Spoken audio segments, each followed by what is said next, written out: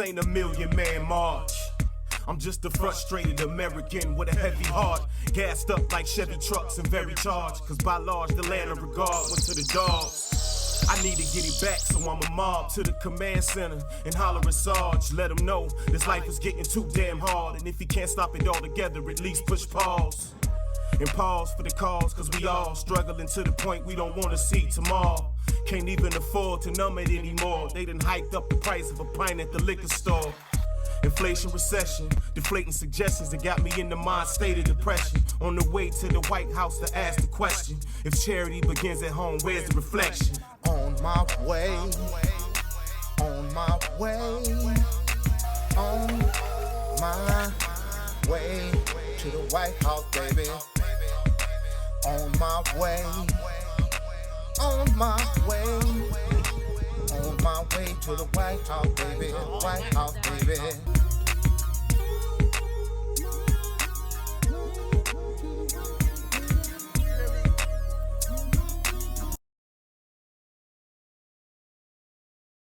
I'm Mayor Protein Moseley, and here in Los Angeles, California alone, there's several different television shows which cover a wide range of topics, including politics, education, and economics. But rarely will you find a production whose sole priority is to be in correspondence with the President of the United States of America. So whether you're the President of America or a politician within another country, we here at Skid Row Journey Production aim to change the game by bringing you in-depth coverage of social issues that are taking place within the community, and by bringing you compelling stories that you wouldn't normally see on your favorite broadcaster.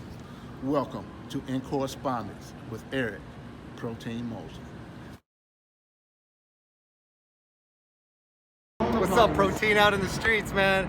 Enjoying these protests, loving them. Hey, so what do you think about as far as just Los Angeles period? You know, like a couple of blocks down that way is Skid Row. Yeah. And you got the people walking around down there that possibly got the coronavirus, where, you know, the attention was focused on them for a minute. Sure, and then sure. after this happened, the attention focused on, you know, what's going on now. But both of them need to be paid attention. So like Los Angeles downtown, it's crazy as heck. How can you combine the two of them together? It's complicated, man. It's layered. There's layers on top of layers.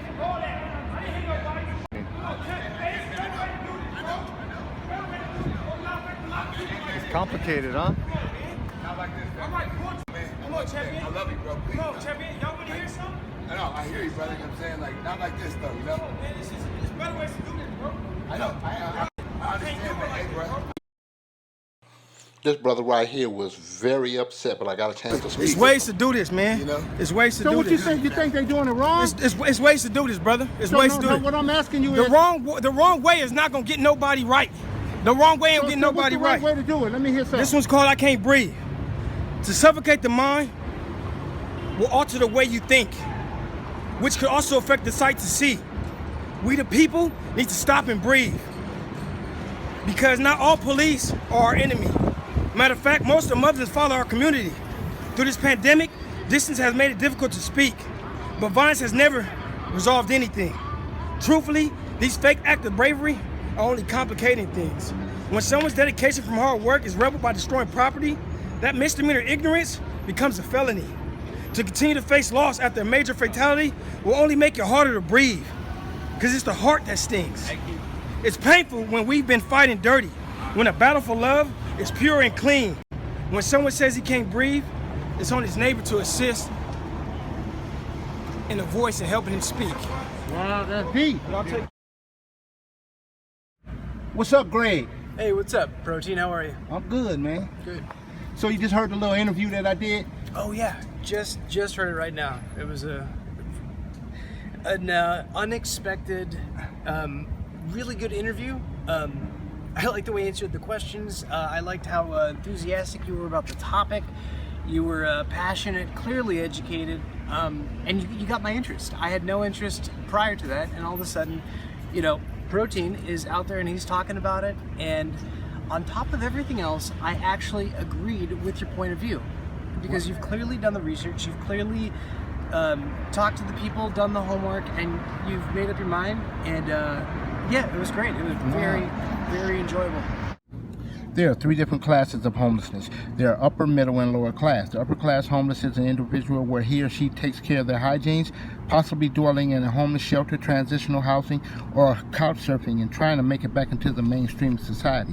The lower class is a person who he or she is not concerned about their hygienes, possibly living in a tent or directly out on the streets and is not trying to make it back into the mainstream of society. The middle class homeless is an individual where he or she is caught up in the middle and sometimes trying to make it back into the upper class and doesn't really care if they fall into the lower class where they might possibly die someday. So what's going on in LA about the riots and It's evil.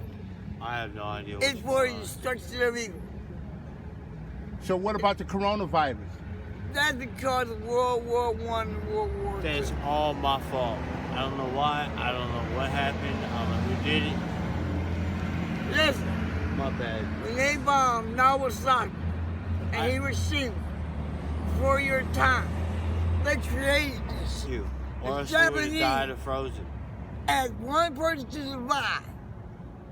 The black man was keeping alive for Citizen Korea. One survived. Johnson is the only president that was permitted to show the light. The government is evil. What's up? What's up, Protein? Hey, yo, man, what's going on, man? We here in El Paso, Texas, right? Right. And, I just want to talk about a little bit of social issues, man. I was inside talking with you down on all that rap and about stuff that's going on. I heard that rapper. He was talking about politics. He was talking about all kind of stuff. What you got to say about any of that? Man, all the social media stuff like that, anything comes down to it, and what a lot of these people are blind to see is how our government runs, how they treat the poor. They look at us like scum. Like where I came from, back up in Eureka, they found a passive way of racistly discriminating the homeless. They weren't saying them people, they were using those people, like where we weren't even in a social class, so I struggled with that up in Eureka, being classified as those people, and it took getting a city council person in my back pocket to help stand up for the homeless, stand up for our rights to show that we do have rights. It don't matter what classification you come from. A lot of people forgot where they came from, where they started from. They could have started from the streets, but they don't want to talk about it, and send out the messages how they got out of the rut and how, but, they look at us like, oh, we're a nuisance society. They want to flush us out, because we're dirtying up their streets and stuff like that. You know what? Give us opportunities. Give us side jobs. The ones that are willing to work. You can't make everybody want to come out of that lifestyle. That's what they're used to. Right.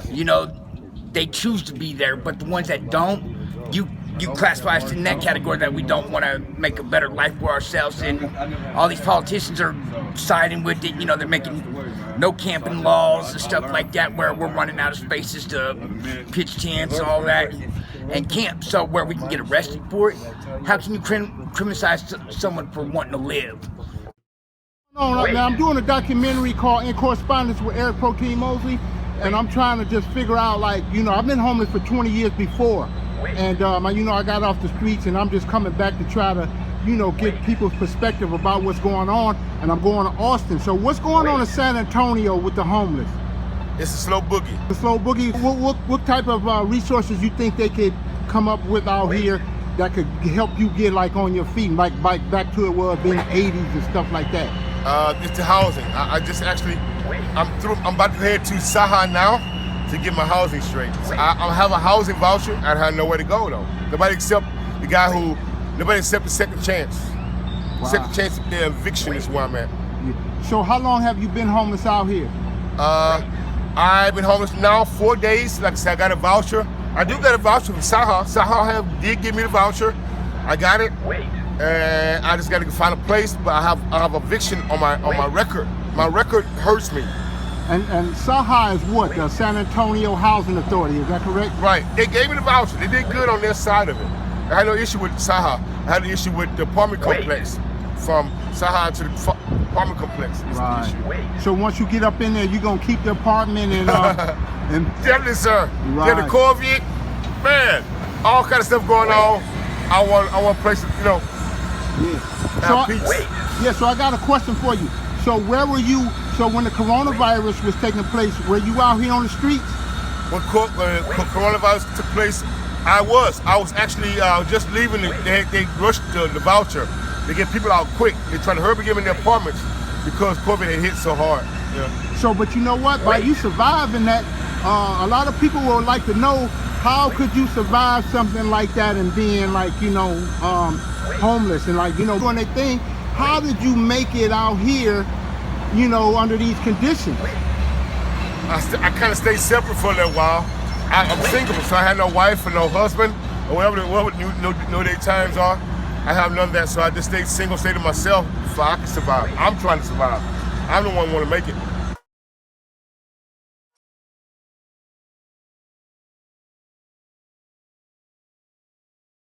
My only credit is for Allah, brother. Right. So what do you do out here? My only credit, you know, it's just that time. It's just that time of year where we just gotta do what we gotta do. You know what I'm saying? If you feel it within your heart, then you just gotta give back to what was given to you. You know, so that's all I need. It's just that time. It's just that time, bro. Yeah. What's up? What up, Protein? Protein. I'm a dangerous person, man. I'm dangerous to be around. Hey, yo, what's going on, man? Where we at?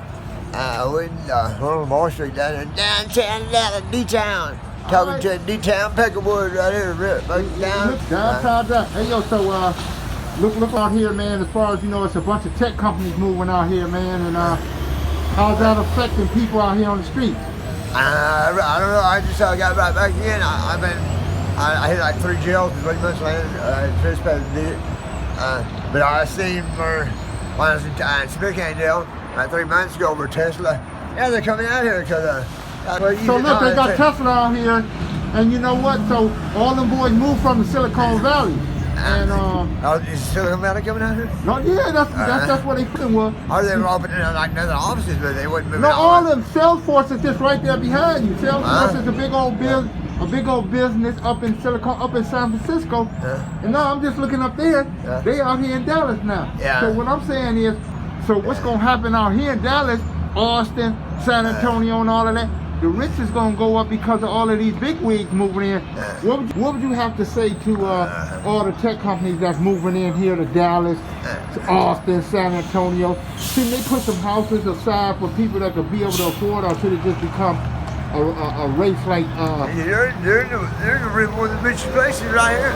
Rockwall County, right there, Rockwall. That's all. That's good. You know, tech and new money. And new money stuff and Rockwall. And it ain't changing. You know, yeah, that's for them. But I'm saying for the average person that works at McDonald's, Burger King, and that has regular jobs out here, how are they going to be able to continue to afford the rent out here when the big wigs? The big people got money gonna be living like over in McKinney and Plano and Collin County and Denton. You know, that's where they're gonna be there. Everybody else, we're gonna be right in here. That's right, and that's the problem right there. So I'm glad you said that. So what can the tech companies do to make it where it's not a tech invasion like Silicon Valley, where the rents could stay affordable for average people? I don't know. They're gonna do. You know, there's smart people. But that's one thing about Texas. We got money and we got smart people running the state. Okay, so listen, I got an idea. I got this thing called Each One Teach One infrastructure, right? Where I go around and I teach certain type of homeless individuals how to be homeless outreach public safety workers, and they can work for these tech companies like Salesforce, Apple, Google, and all of them. And what do you think about that? There'll be a homeless outreach public safety worker. They'll deal with the homeless, and plus they'll deal with the people that have dual interaction with the people. And they'll never have to come to the office. They'll never have to do any of that. A lot of it's doing, but you can just sit right there and handle it. And that's a good thing. That's a good thing. Protein. I'm the man out here, bro. Yeah, I heard doing it. You know what I'm saying? Making it work. You know what I'm saying? Making it work. Doing it. You know what I'm saying?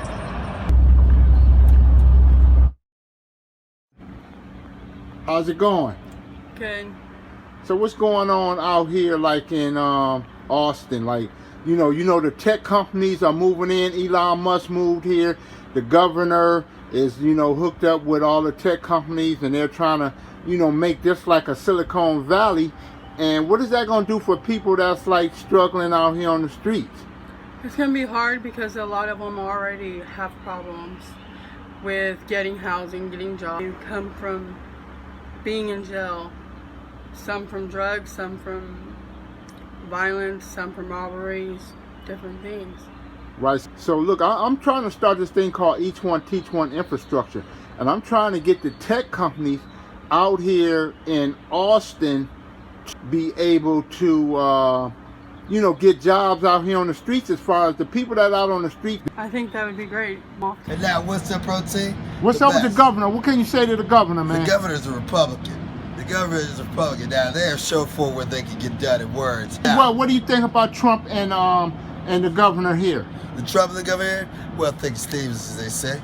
It is a Republican Party as they try to make it harder for votes. Yes, so that means voter rights. This includes your ID. When you got a birth certificate and a social card and a registered voter's voter card, that should get you your license, people. They don't need your whole information when it comes to the DSSI award letter. Yeah, that should have to happen.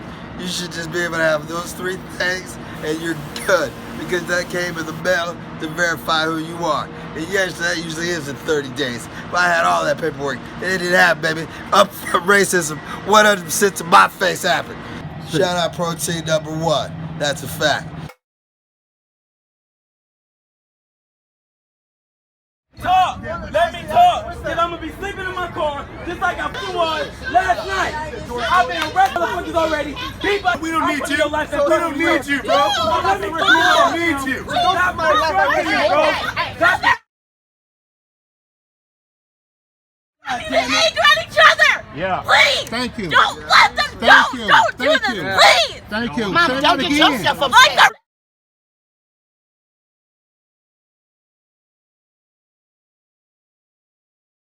I'm here to prove that. I understand, but right now we have a job we need to get done. Yeah, but y'all don't want to talk about it though. That does not piss me off. Talk right now. Black people are totally different than trans lives matter, dude. What? Saying it's the same? It's not. Say what you had to say, but don't say it cussing, bro. Black Lives Matter is not the same as trans lives matter. Okay? I'm an African American, and because I'm straight, I don't qualify for this protest. Half of these people that are out here got houses, but they're LGBTQ. The people that are homeless are straight.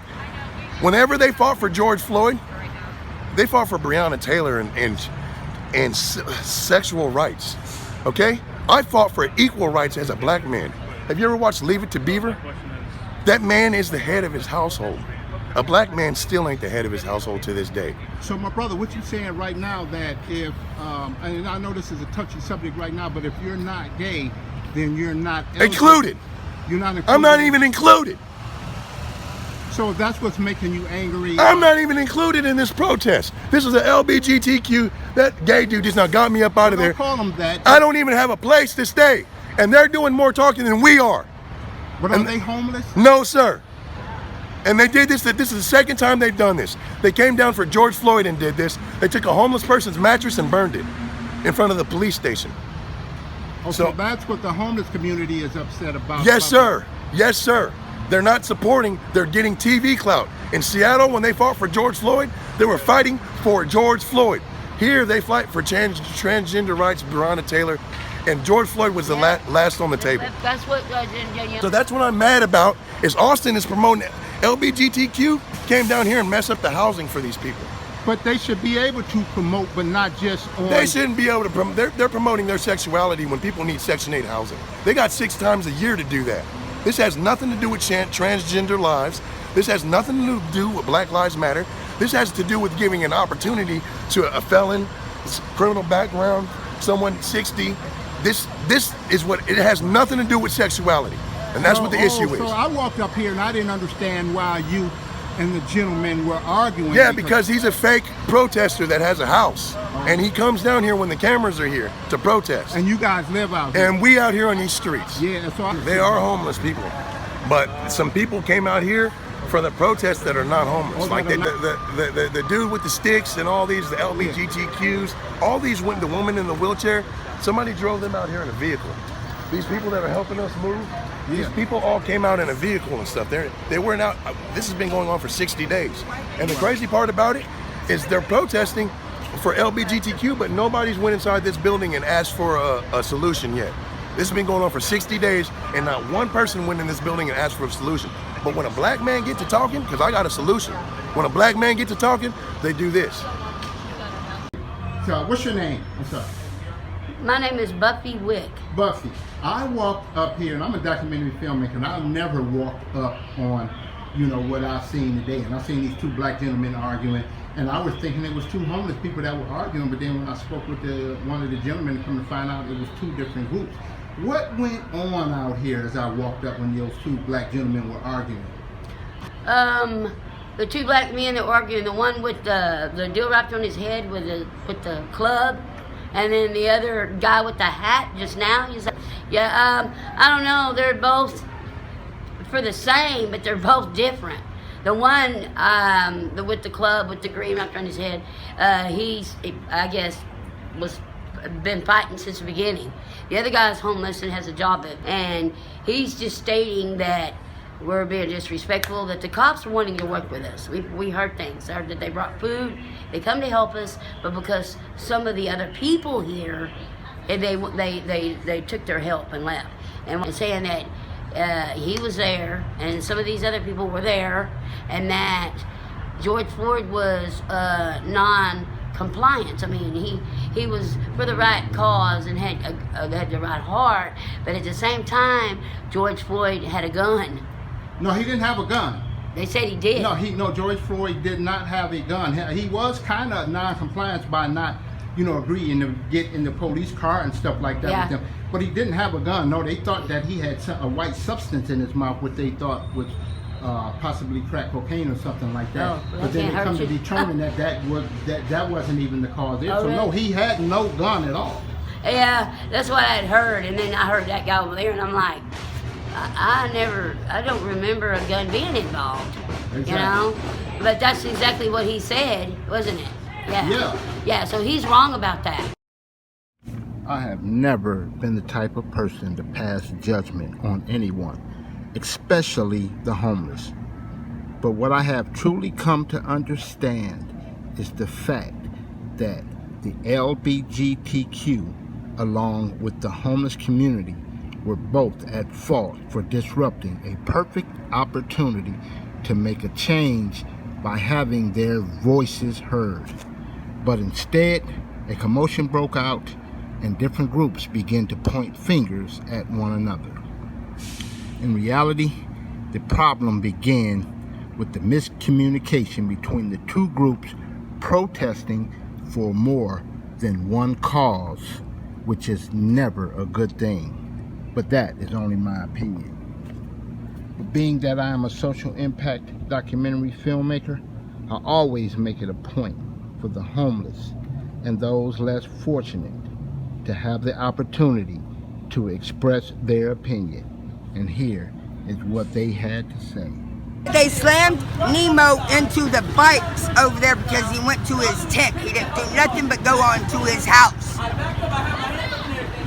The guy in the back, Chris, I don't know what he did. He was just trying to get up here to help them save their tents up here. He didn't do nothing but run up to the tents. And they slammed him too and arrested him. But they let the female go.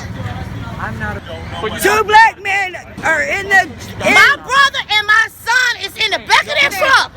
And they're black. And a white female got let go. The female she was with them too when they got arrested. She got let go and they're They slammed her on the ground. They slammed all three of them on the ground.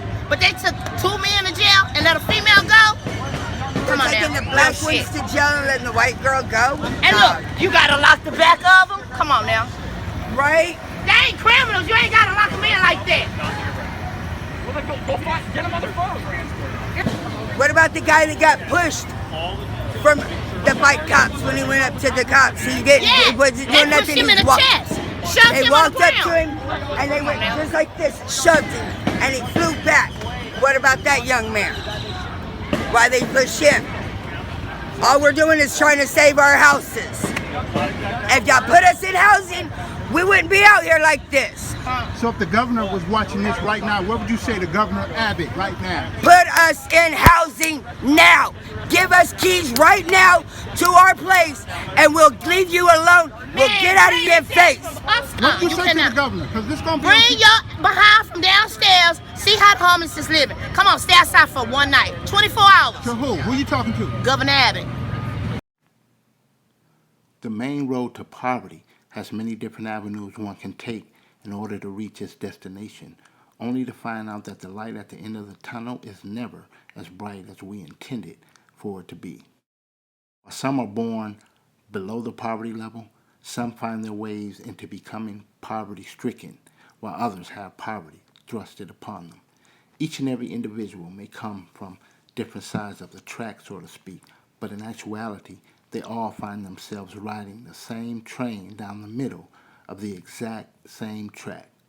Meanwhile, as each and every person has a unique way of arriving at their destination of being poor, each and every one has a different story to tell of how they got there and what they plan to do to get out of the situation for those who want out.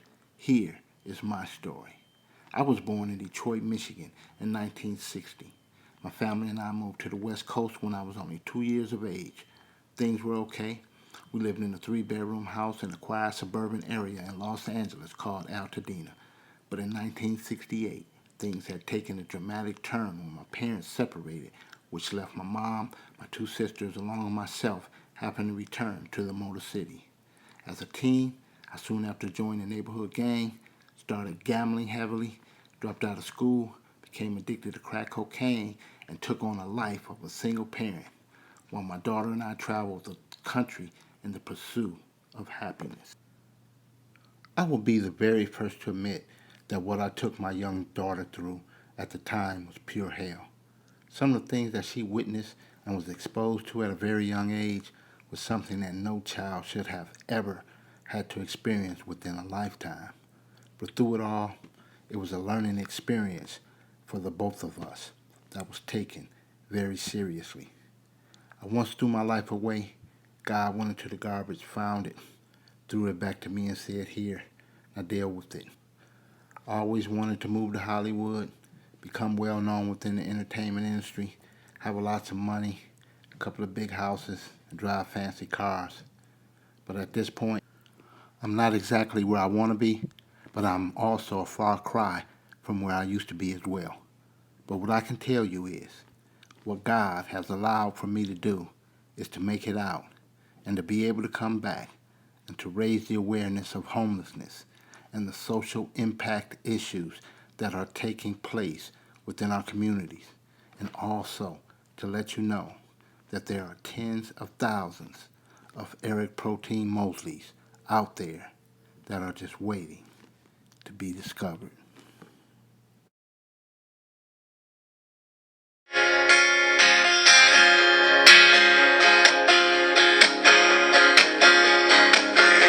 See me in the neon lights, picking my guitar, singing songs about love and hate. With the box in front of me, so you can throw me $1 or just walk on